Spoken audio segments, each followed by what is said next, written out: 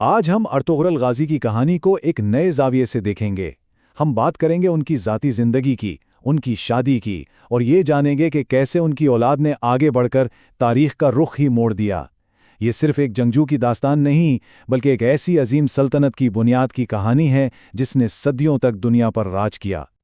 600 سال، ذرا سوچئے، 6 صدیاں، یہ سلطنت عثمانیہ کے دور حکومت کا عرصہ ہے۔ ایک ایسی سلطنت جس نے دنیا کے ایک بہت بڑے حصے پر اتنے لمبے عرصے تک حکمرانی کی۔ اور جانتے ہیں اس سب کی شروعات کہاں سے ہوئی؟ صرف ایک شخص سے۔ تو سوال یہ اٹھتا ہے کہ آخر دنیا کی سب سے بڑی اور طاقتور سلطنتوں میں سے ایک کا آغاز ہوا کیسے؟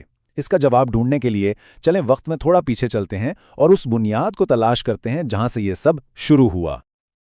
اور اس کہانی کے بالکل شروع میں ہمیں دو اہم کردار ملتے ہیں۔ ایک طرف ارطغرل غازی، جو ایک دور کی سوچ رکھنے والے لیڈر تھے، اور دوسری طرف ان کی شریک حیات حلیمہ خاتون۔ ان دونوں نے مل کر اس خاندان کی بنیاد ڈالی جس نے تاریخ کو ہمیشہ کے لیے بدل دیا۔ دیکھیں، تاریخی روایات بتاتی ہیں کہ حلیمہ خاتون صرف ارطغرل کی بیوی نہیں تھی، بلکہ وہ ان کی سب سے بڑی طاقت تھیں۔ وہ ایک بہت نیک، صبر والی اور بہادر خاتون تھیں، اور ارطغرل غازی کی زندگی اور ان کی لیڈرشپ میں ان کا کردار بہت ہی اہم تھا۔ اچھا، تو ارطغرل اور حلیمہ کے ہاں تاریخ کے مطابق 3 بیٹے ہوئے، اور یہ تینوں بیٹے اپنے والد کی تربیت کا ایک جیتا جاگتا ثبوت تھے۔ ہر ایک کا اپنا الگ راستہ تھا، لیکن سب کی جڑیں ایک ہی جگہ تھیں۔ سب سے بڑے بیٹے تھے گندوز بے، جو قبیلے کے معاملات کو سنبھالتے تھے۔ دوسرے بیٹے سارو باتو، جنہیں ساؤچی بے بھی کہا جاتا ہے، وہ ایک نڈر اور بہادر سپاہی کے طور پر مشہور تھے۔ اور پھر آتے ہیں سب سے چھوٹے عثمان غازی، جی ہاں، وہی جنہوں نے آگے چل کر عظیم سلطنت کی بنیاد رکھی۔ اب یہاں سے ہماری کہانی کا رخ مڑتا ہے سب سے چھوٹے اور سب سے مشہور بیٹے عثمان غازی کی طرف۔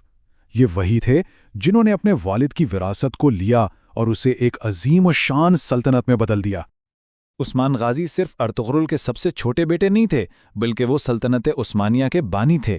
وہ ایک ناقابل یقین حد تک بہادر، دور اندیش اور اپنے دین پر پختہ یقین رکھنے والے لیڈر تھے۔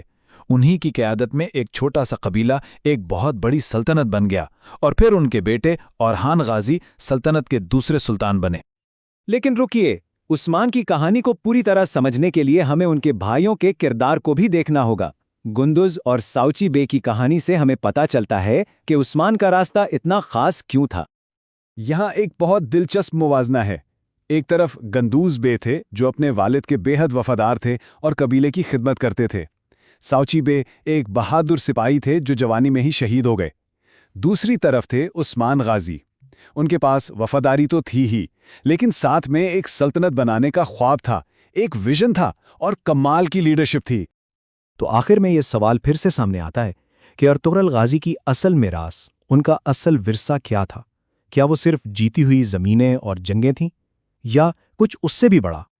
اصل بات یہ ہے کہ ارطغرل نے اپنے بیٹوں کو صرف تلوار چلانا نہیں سکھایا تھا، انہوں نے ان کی تربیت 4 ستونوں پر کی تھی: عدل، صبر، دین سے وفاداری اور عوام کی خدمت۔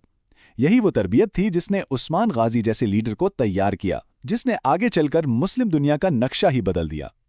تو ارطغرل کا اصل ورثہ زمین یا جنگیں نہیں، بلکہ ایک نیک اولاد تھی، ایک مضبوط کردار تھا، اور ایک ایسی سوچ تھی جس نے ایک ایسی نسل کو جنم دیا جس نے آنے والے 600 سالوں تک دنیا پر حکمرانی کی۔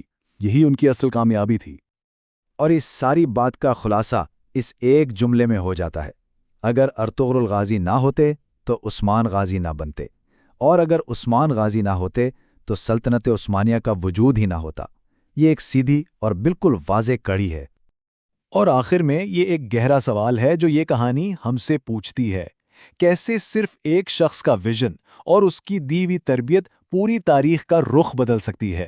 ارطغرل غازی کی زندگی اس بات کا ایک زبردست ثبوت ہے۔